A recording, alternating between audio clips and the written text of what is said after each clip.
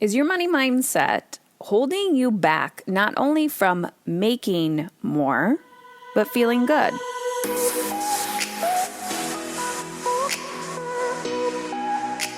Hello, I'm back. Welcome, ladies, to the podcast.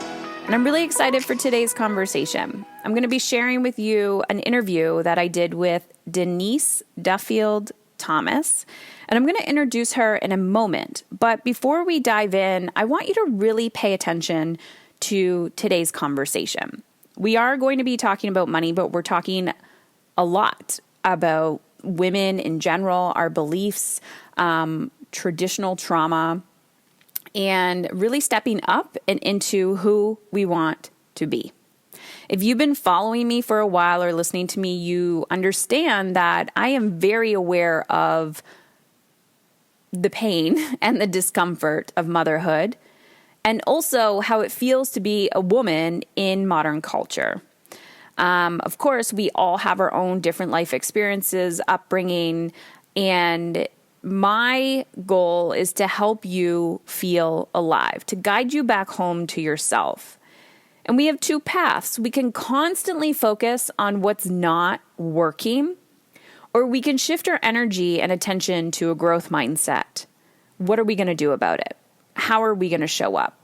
But the second you choose to develop a growth mindset in parenting, in your money, in your health, in your relationships, in your work, in your fulfillment, any area of your life, the second you choose to have a growth mindset, growth equals emotional discomfort.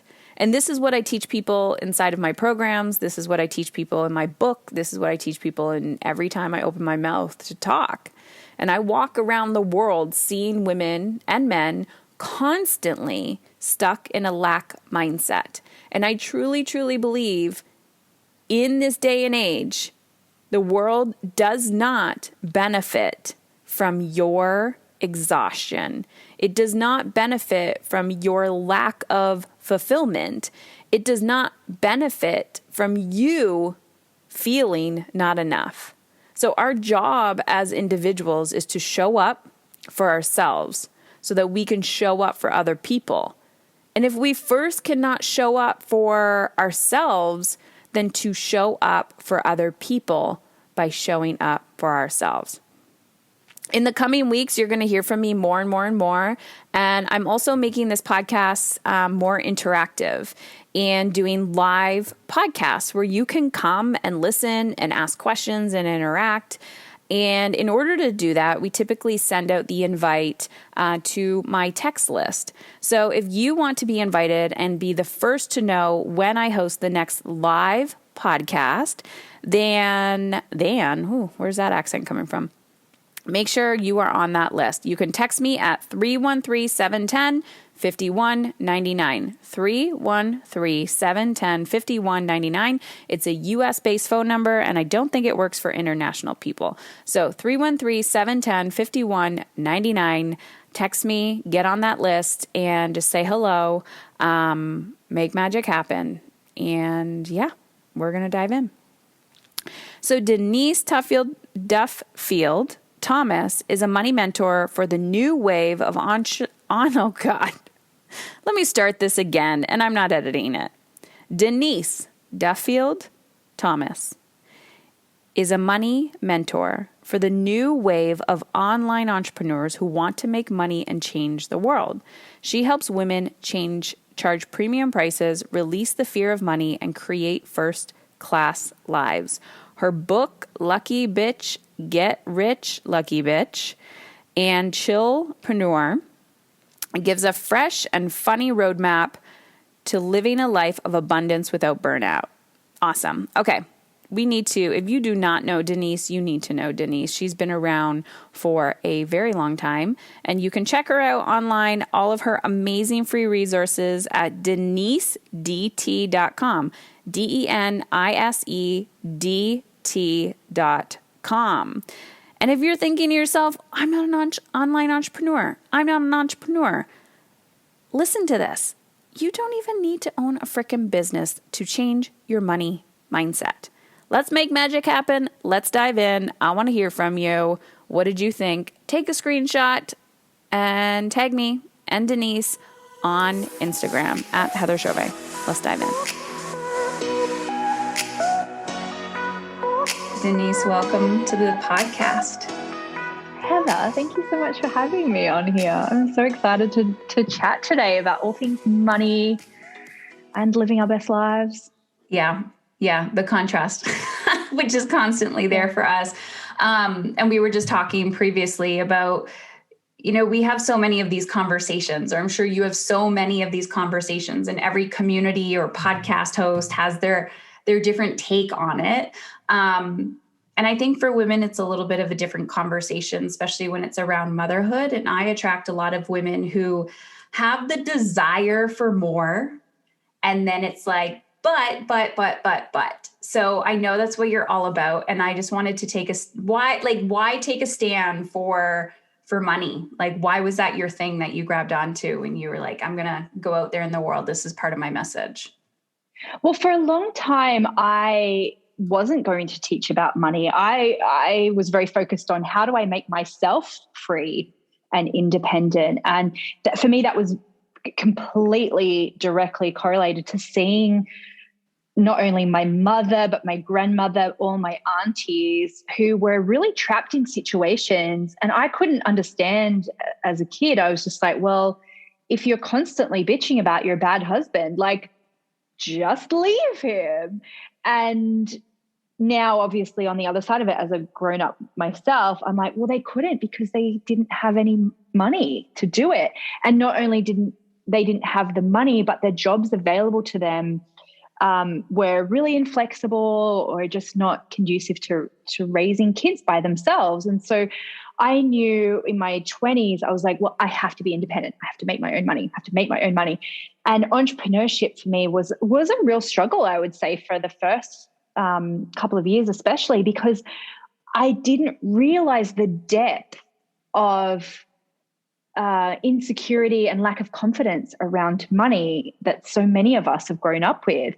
And so I just kind of had this feeling, well, I'm just not good with money, or I'm not good with numbers. And it wasn't until quite, probably, I don't know, 8 years or so into my entrepreneurial journey of side hustling, trying to find my niche, that I was like, I think I've just got some really underlying thoughts and beliefs about money. So I combined all the things that I'd learned about personal development, because I'd read all the books, with money stuff. And then, of course, I'm the kind of person, if I learn something, I want to teach it and share it. But the intention wasn't there to like, I'm going to help other women. I was like, I'm going to help myself for a long time. And then now I see it as a much wider conversation around feminism, and for women being able to have choice. And that impacts the next generation, because wouldn't it be amazing if kids now have a really healthy view of money and they don't see it as something that's dirty or evil?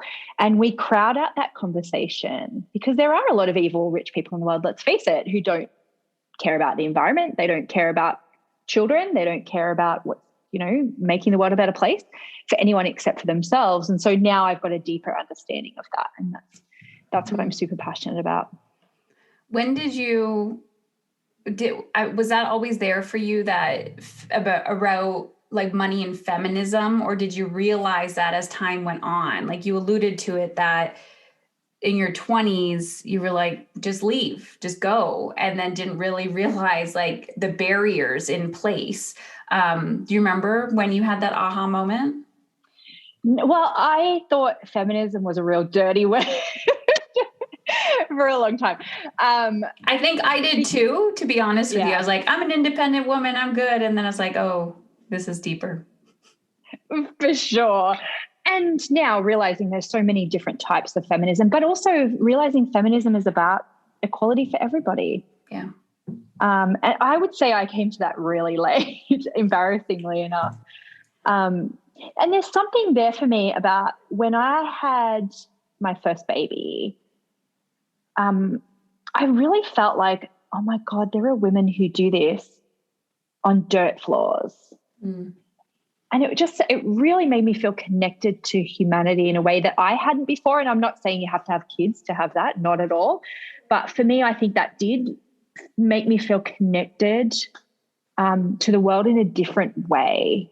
But yeah, I would still say it was only fairly recently that I felt confident even calling myself feminist, not only because I had a misunderstanding of the word, but also because I thought, oh, I'm not an activist, or I'm not brave enough to stand up. And so I felt like there was a bit of a purity test to call oneself a feminist. But now I'm, I recognize that comes from a place of real privilege where I have extra energy to devote to some of the things that I'm passionate about outside of earning money. And there's a real privilege to that. And so I'm really active on Twitter, for example. Mm-hmm. And I had someone be like, this isn't becoming of you to be on Twitter, like telling people to F off, basically. And I was like, but I've got time. I've got time to do this. And I don't think being on Twitter is activism, but there's something there about having the extra bandwidth to push back on some things that my mum didn't have that opportunity. She didn't have any bandwidth. I love this conversation because lately I've been thinking about taking a stand, right? Like if you have the privilege and the opportunity, which I think we have way more than we even realize, like especially the spoken word, right? Like when you're in a room with someone and you're like, ooh, that did not land well. And you're just like, I'm just going to turn away and walk out of the room. It's like, stay and engage and speak. And because you have the opportunity, you have the privilege of doing so. So let's talk about that and money and impact, because I hear a lot of, we all hear it every day you hear it. And I know there's always more unpacking of money stuff, like chronically. I'm curious your opinion too, if that ever goes away or it's like new level, new devil, like there's always something there that you're working through, but maybe a little bit of like the impact you actually have when you're making money in your business or in your life in general as a woman. And if you've anything you had to say about that, like the nurturing aspect, it always seems like women are like, I want to make an impact. And the importance of doing that in a sustainable way. Great question. So when I started making more money, I was just like, oh, wow, I can give money to that GoFundMe. I can, give money to charity. And I started to realize I was doing it in a very willy-nilly way. I don't know if that translates, willy-nilly, all over the place. And so I actually hired a philanthropy coach because I thought, hey, I'm new money. I don't know how to be a wealthy person. And I still am learning all the time, which is obviously great privilege. I call it #lucky bitch problems. But I was like, I want to make sure that I'm making an impact in a really sustainable, smart way. And so the coach asked me, do you want to help people who have just fallen off a cliff, or do you want to prevent people from falling off a cliff in the first place? And I was like, I've never thought about that before. What an impactful question. So much, right? Because I was like, well, both. And he's like, yeah, that's totally fine. You can totally do both, but let's do it in an intentional way. And so I love being able to go, oh my God, someone needs something right now. Cool. Let's fund that. But I started researching a little bit about long-term change. And so, for example, the no smoking ban, we think that just happened because public opinion changed and no one likes smoking anymore, so we banned it. But he was telling me that took decades and decades of behind the scenes money to pay for studies on the effects of smoking and third-party smoking and things. It didn't just happen. And so I was like, imagine putting money into something that you might not see the fruition for decades. And so we actually just got an email today from our philanthropy kind of team, and they were like, okay, so when we were talking last, you were talking about like the erosion of democracy. Okay, I know this. We're going such deep topics today. I love this. I told you. I said money and it's going to pricing. be deep. Yeah, and because I was like, oh my God, I'm seeing it in America. I'm seeing it in Australia. I'm seeing it in the UK, that people don't trust the democratic process. And, and so I was like, well, what do we do about that? Because there's a lot of money that goes into making things unfair in the world. There's tons of billionaires and nefarious people pumping money into things like that. And so I was like, well, what do we do about that? And so, for example, there are organizations that you can fund, especially in America, where it's readying women to be active in politics. And that can take decades because they start people recruiting people when they're younger and giving them the confidence and the tools. Then they help them run. And these are people who might not get elected to major positions for, it could be decades. So when I look at things like that, I go, I don't know the right answer to where to put my money to make the best change, but I want more women to have that problem. Yes. of going, we've got extra funds. Where are we going to put that money? And even that conversation itself is what changes the world, because there are studies that show when women have more money, we look at how do we improve the collective? How do we make sure that other people's children are fed? Because we know that creates change down the future. And it could be a small thing in your community where you go, I'm going to volunteer at a breakfast club for kids. Yeah. That you don't know the impact that could have in the future of a kid just having enough food so they can concentrate in school. And it's those little micro shifts that we have no idea where that's going to go. But me and my friend, we think about that stuff. Mothers think about that stuff. People who have been oppressed, who have had poor backgrounds, people who remember what it's like to not have enough food. They're the ones that should have more money and more resources because they're going to be thinking about that. So yeah, oh my gosh, I want us to all have more money. I love this conversation. I was getting goosebumps all over my body. So I'm like, oh yes, yes, yes. I'm in Canada, by the way. I know 99% of people online are Americans. There is Australians. You guys are, and UK. That's a lie. Everyone is all over the place, but we're all like-minded. That's what it is. When you find your people, I'm like, I had to just go online to find my tribe, like to find my community. Yes. And just on that too, our grandmothers didn't have that. Yes. And I just think we are in just such an amazing time where we can use the power of connection and the internet in particular to find our community, so we don't feel like we're alone, so we can get support, so we can have one degree of separation away from someone who's doing what we want to do. That's so powerful. We talked about that before we hit record, that me sharing my early stages of business inspired you to do it. And the same thing happened to me when other people had done that. Whereas if we were born 20 years earlier than when we would have been sitting in our towns going, well, there's something wrong with me because I want something more and I'm not allowed to have it. And we would have been forced to live that. There wouldn't have been many other opportunities, especially not for our grandmothers, let alone our mothers. So I know that you and I, it's like money is the label, but that's not really the conversation, because I want to talk about like the energetic exchange of money and like why we need to charge for what we put out there. But before we do that, to kind of just circle what you just said, I had a conversation with a woman today, and it was a quick conversation. I was just doing a check-in with, sometimes I like to reach out and be like, I want to talk to some podcast listeners just to like give back, but also like just get in their brain. And she looked at me, I might start crying, but she looked at me, she said, Heather, I listened to your podcast about 4 years ago and I had severe postpartum depression and I wanted to die. And I'm a nurse and she's a nurse. And she goes, you brought me back to life. And I just, and she goes, and now I'm at the point where I have this deep, deep calling and I try to run away from it.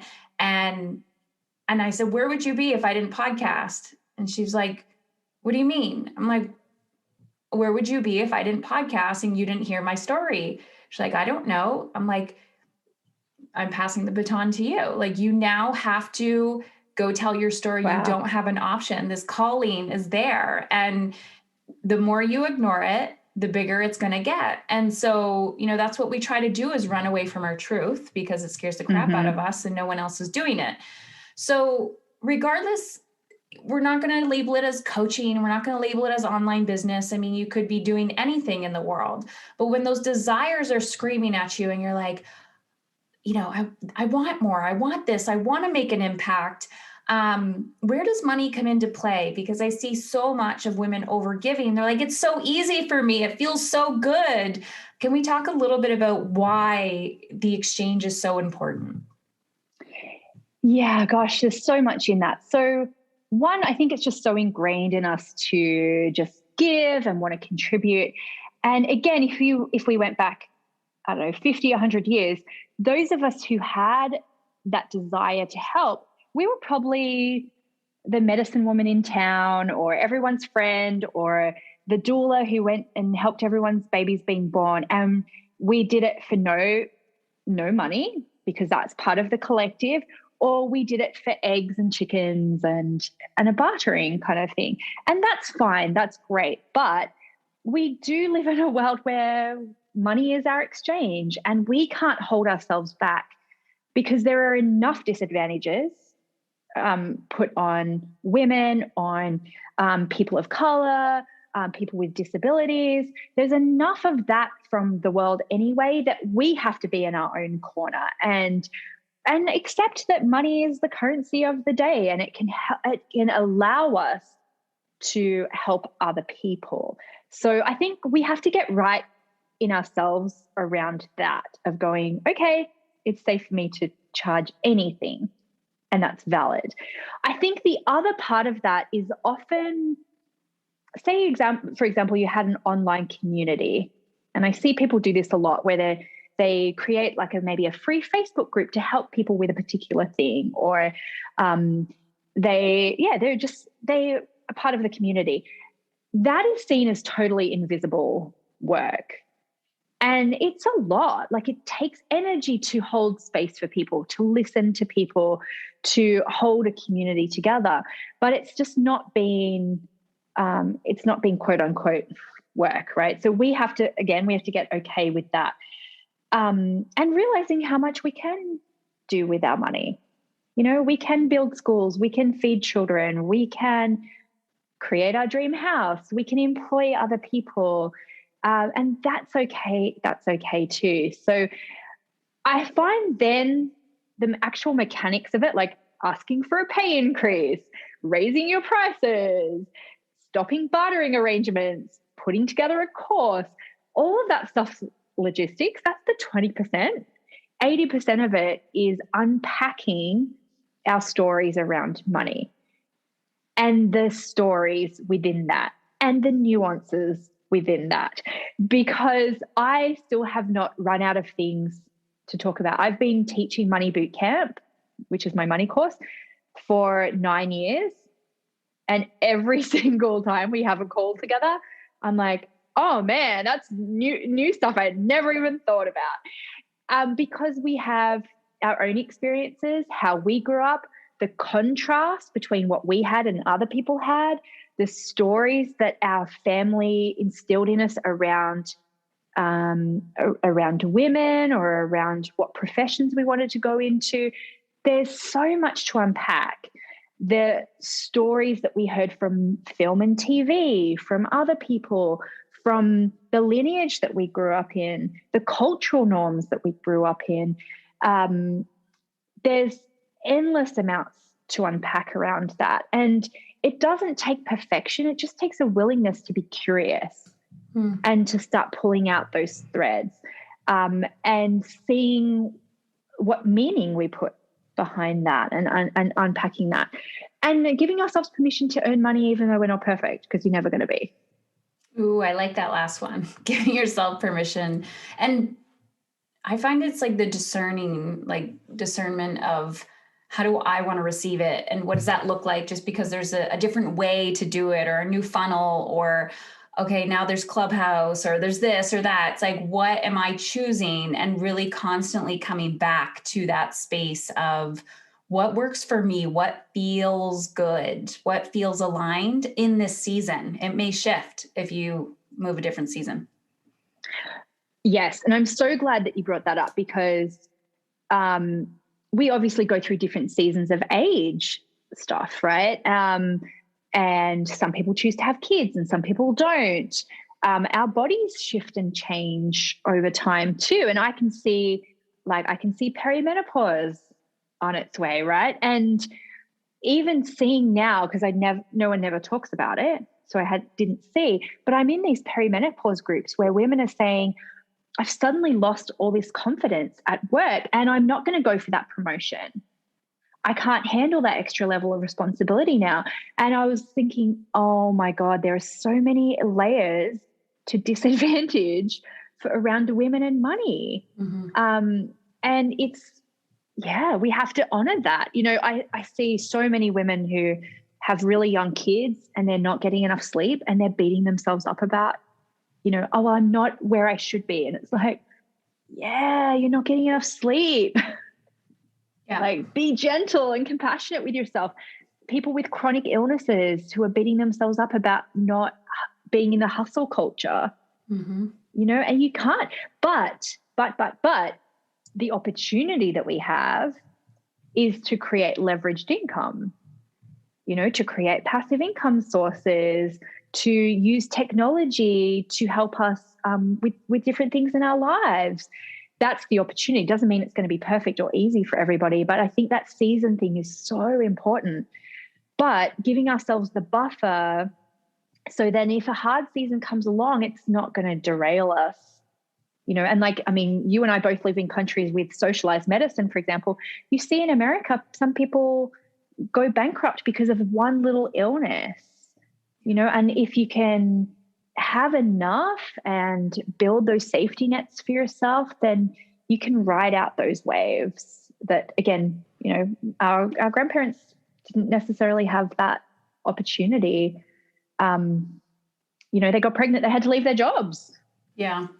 Some of them. And that goes back to what you were just talking about with how it takes generations and decades for these cultural conversations to change. And I had that moment when COVID hit, and I looked at my husband who works within the company now, and he did have his 9 to 5 like years before when I was sick. And I remember I was like, this is deja vu, but I'm like, we're not in the same financial place because of the work that we did from that, from that situation. It was like, we took the contrast and said, never again, let's figure it out. And then of course you always do that, but not always, but being in that situation, I could see the contrast of why wealth is so important, why doing the inner work is so important to get to the next level, because we're sitting there going, we're not sinking, we're not in survival mode. So here, now we can give back. Here, we can help with our time, our financial resources,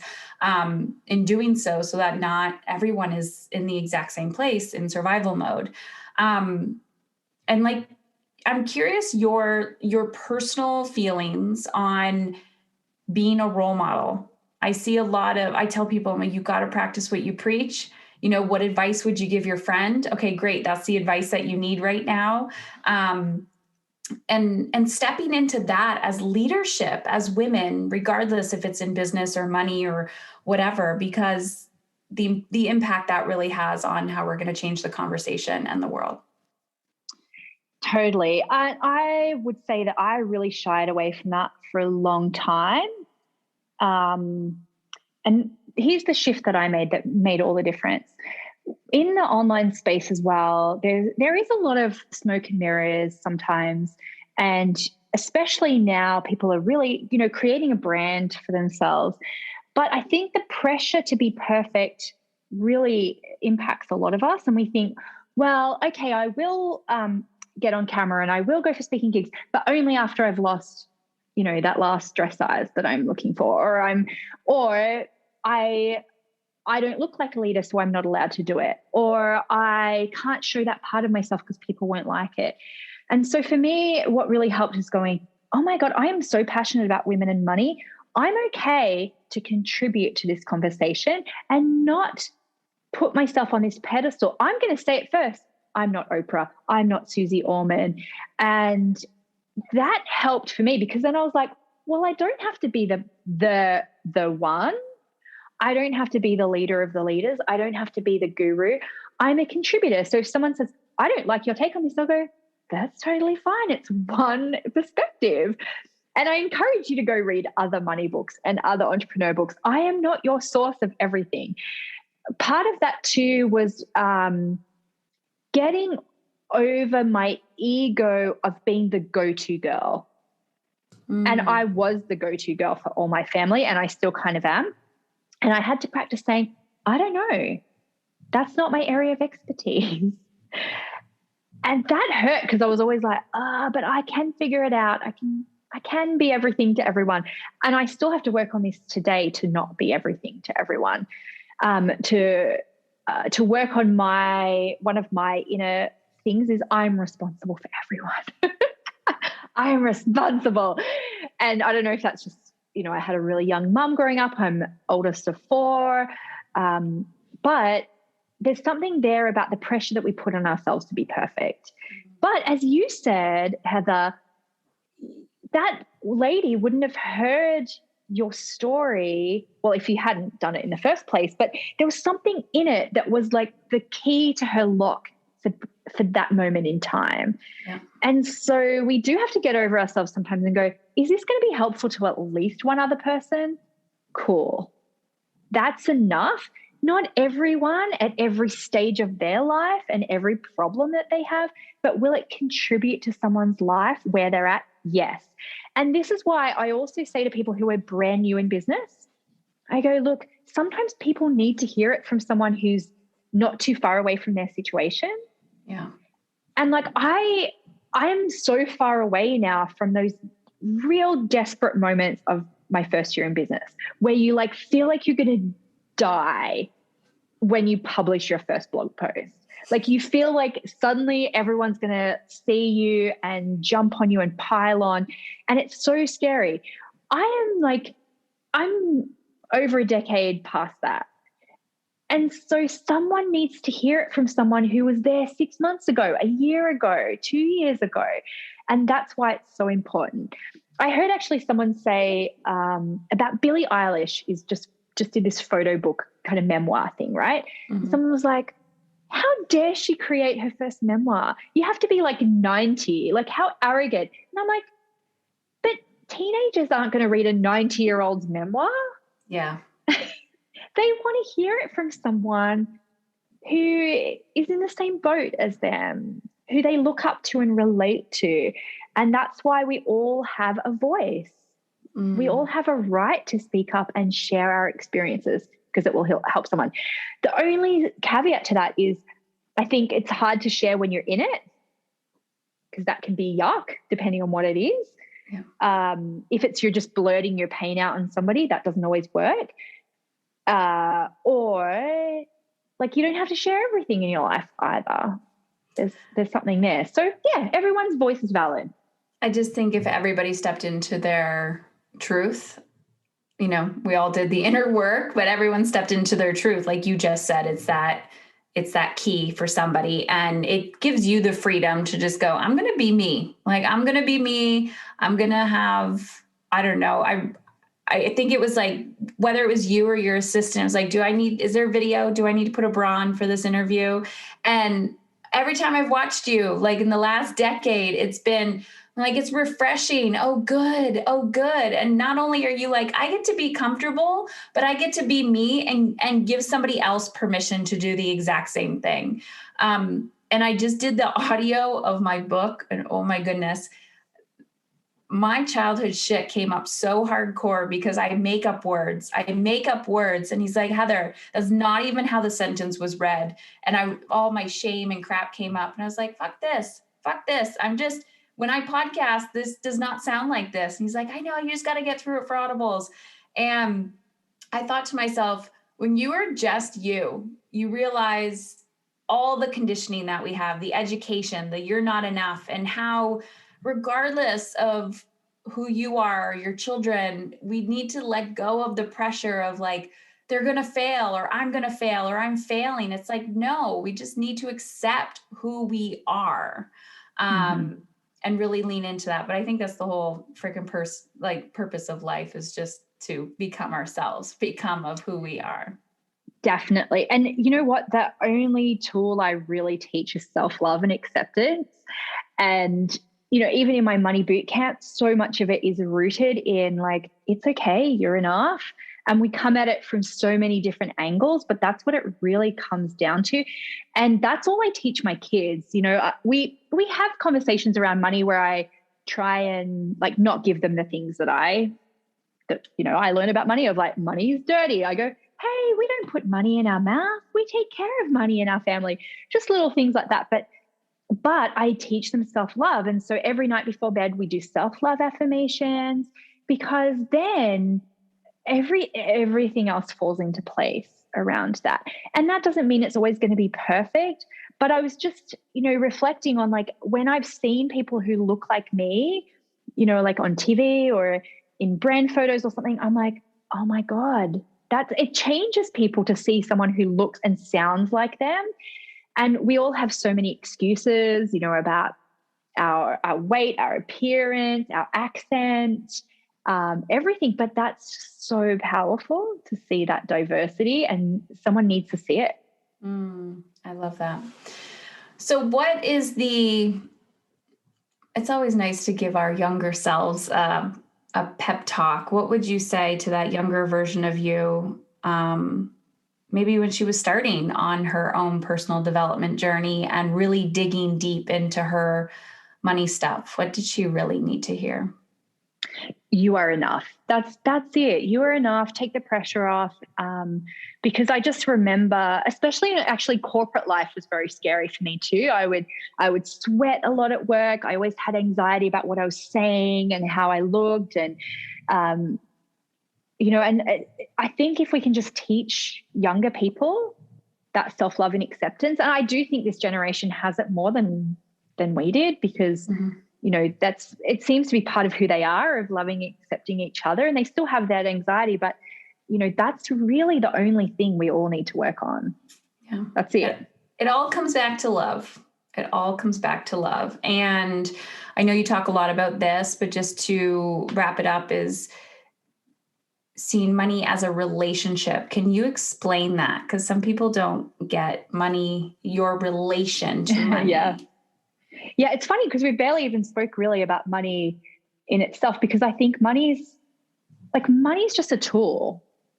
It really is just a tool. And I think in my early days of branding, I would do stuff like with money, and like people will send me like, oh, look at these cool like money earrings or this money towel. And I was like, oh, money, it's just a tool. Like I don't even really think about it as much anymore. And it's a tool that we can learn to shift and like turn into whatever we want, which is really cool. So I forgot the question that you were going to ask me. I was going to say your relationship. Yeah. So I see it now. It's we're in a co-creation of what we want to see in the world, and that's how we can see it. Money's not better than us. It's not above us. It's not something that's evil. It's just something that we can use as a tool to shift and make the change that we want to see in the world. And that's it. And that requires that we go within, we look at how we have had an abusive relationship with money, that we have had misunderstandings. And you can really see it as that. Like you can do all that work that we see in books where it's like cut the cords, or like do forgiveness and send love to relationships. And it's like, well, we can do that with money, because we all have regrets. We have resentments around money. We have bad experiences. We have bad stories. We have stories around the evil that has been created in the world through money and love of money. And so the healing of that is the same as healing of anything. And, we talked about like that child stuff. So we say inner child work, right, is one of the healing tools that people mention. Well, you can do inner teen work as well, because I think when you're a young person, that's when your stories around money really come up, of like, she's got this and we don't have that. And I recommend people like go and do some inner healing work for their teen, of like, go to the stores that you felt like were out of reach as a kid. See what stories came up around what your family had compared to other families, and really examine your relationship that started from, you know what, our first interaction with money came usually pre 2 years old. And it's when a grown-up said, don't put money in your mouth, money's dirty. So many of us have to heal that first interaction that we had when we were just a toddler. And we all, that is such a universal experience for those of us who grew up when money was like more physical. Most of us had that experience. And that's the first one we have to heal. Wow, I never thought about that one. I can like not taste it, but like feel it. It's like, oh, it's so dirty. I'm always curious what our children's money stories are going to be, because it has changed so much. Like my 8-year-old would be like, I want this. It's like, I'm getting it like right now, this second. And, you know, is that on Amazon Prime? Like it needs to come now. And I'm like, well, it doesn't work like that, but let's have this conversation. And I'm just like, it doesn't matter how much healing you do on yourself. Our children have their own things that they will need to heal as well. They absolutely will. But there's two things that we can do. So one is, we don't say money is dirty. That's such an easy shift to make, where we just go, hey, we take care of money in our family. Like that's, I aim for neutrality around some of those things that were ingrained in us. The other thing that I do that is so important, I see the impact of this every day, is we have to stop telling kids at birthday parties to make a wish, but don't tell anyone or it won't come true. Because I see this impact of women every day, and I say, what's your goal? And they cannot tell me, because they've been told for so many years that saying their dreams out loud will jinx it, will, you know, it won't come true. That's so true. So, yeah. And we've heard that not only at our own birthday parties. Think of all the birthday parties you've been to. You don't even remember it being said, but it's ingrained. I remember watching videos, watching movies, and I was like, oh, are they going to say it? Like, are they going to say the secret? And yeah, because don't say it won't come true. Exactly. And I didn't realize this until I was watching Cinderella with my oldest. She was maybe 3. And the very first scene is that the Mice bring Cinderella a birthday card, and they go, Cinderella, what do you wish for? And she goes, oh, I can't tell you my dream. It won't come true. And I just went, oh my God, we do this to each other all the time. And it might seem like a really small thing, but there are two things. Like if you have any kids in your life, you might be an auntie or you might be a parent yourself. You know, I say to the kids, hey, in our family, we do talk about our dreams because we want to help each other make them come true. And so I feel like that in our family thing really works, because then it's not like saying they're wrong. It's just like, well, in our family, these are our values around money. And they're two things that we can change so easily, even just by noticing how often they show up in different places and point it out to the kids in your life and go, no, it's safe to talk about your dreams. It's okay to talk about your dreams. I love just those little things. I feel like I could ask you a million questions. I want to ask you one more, and then where everyone can get more of you.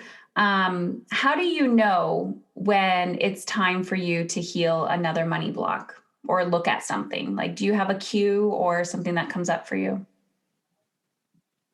Yeah, great question. I find that they often come up when you're trying to expand and do something different. So if you're an entrepreneur, they usually come up when you're launching something, or when you're starting a creative work, like maybe you're procrastinating writing a book or creating a course. That's when they're all going to come up. But there's so many different times, right? It could be when you see your family.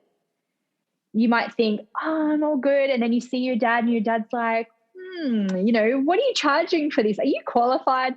Or like your Uncle Bob or something like that. And so I mean, there's opportunities all the time. And this is why I love my work. I love my community, because everyone's going through all different things at the same time. And they act as triggers for all of us, right? Someone's like, well, I just found out I'm pregnant and I've got all these stories that having a baby is going to ruin my ambition. And people can chime in, hey, no, babies bring abundance.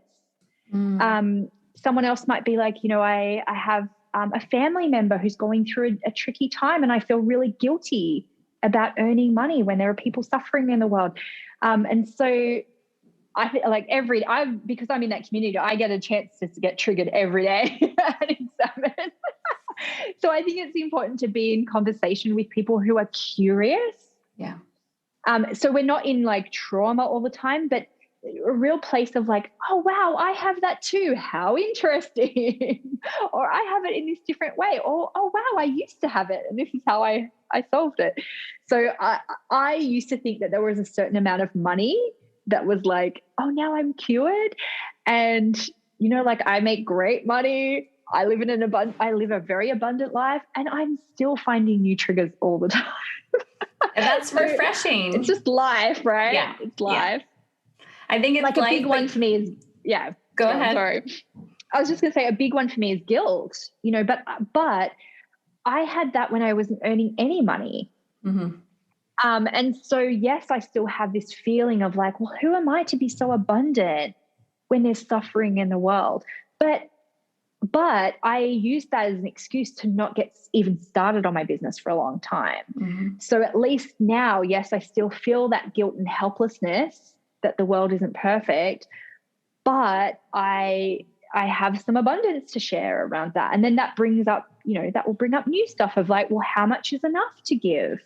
So you'll constantly be growing and changing, but come at it from a place of curiosity, not like I'm a terrible person. Yeah. Place. So the self-love is ongoing. I have to work on it all the time still. Well, I love that because it's not a race, right? There is no end game. There is no arrival. It's like, okay, there we go. Another opportunity to be curious and to dig deeper. My book came out in March, and I've been having this weird inner identity crap going on. And I'm like, interesting.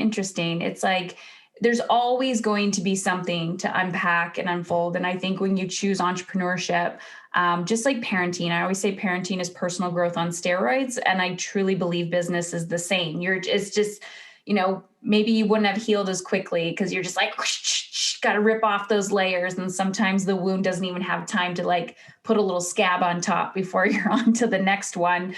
But again, we're not running a race, like go at your own pace and really having that inner self-love, as you said. So you have books, you have a podcast. Where can people find you? You have your Money Bootcamp. Let everyone know. Yeah. So, I've got something for every modality. Like my books are on Audible. Yes. And recording them. Oh my God, it's a nightmare. It takes forever, doesn't it? They're on Kindle, they're in paperback, and they're available the normal places, like Amazon and Barnes and Noble, all the places. If you like podcasts, I just launched a brand new podcast on iTunes. It's called Chill and Prosper with Denise Duffield-Thomas. I'm really excited about it. But my website is denisedt.com. That's also my social handle everywhere. So, at Denise DT on Insta, Facebook, and Twitter. But remember, I said Twitter is like where I just tell people. Twitter is like my activist place. I love hearing from people on Instagram. So I love getting DMs. But I love hearing, because I'm a Virgo, I like being of service. I love hearing what ahas came up. Not just like, oh, I love the conversation with you and Heather. It's like, and I shifted this belief, or I did this, or I launched my own podcast. And that's a really great way for people, if they want to get in touch, is through Instagram DM. It's fun. I love that. I always say that. Yeah. I'm like, just be direct. You have no idea. Sometimes we're talking to ourselves and we're like, is anyone listening? And that feedback is really important. Yeah, it really is. It's the impact you're making by being of service to others, knowing that they were of service to you. So thank you so, so much. And talk a little bit about your Money Bootcamp. Oh, yeah, of course. So Money Bootcamp is a community, and it's a series of tools and techniques for you to uncover where your money blocks have come from and what to do about them. So all the details for that are at denisedt.com/bootcamp.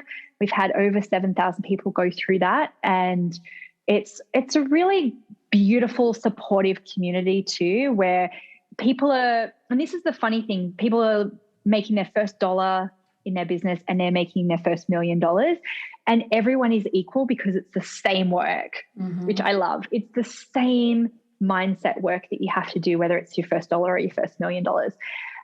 And so if anyone knows that they need to do that kind of work, come over and join us. It's just all the details on my website. Thank you. Thanks, Heather.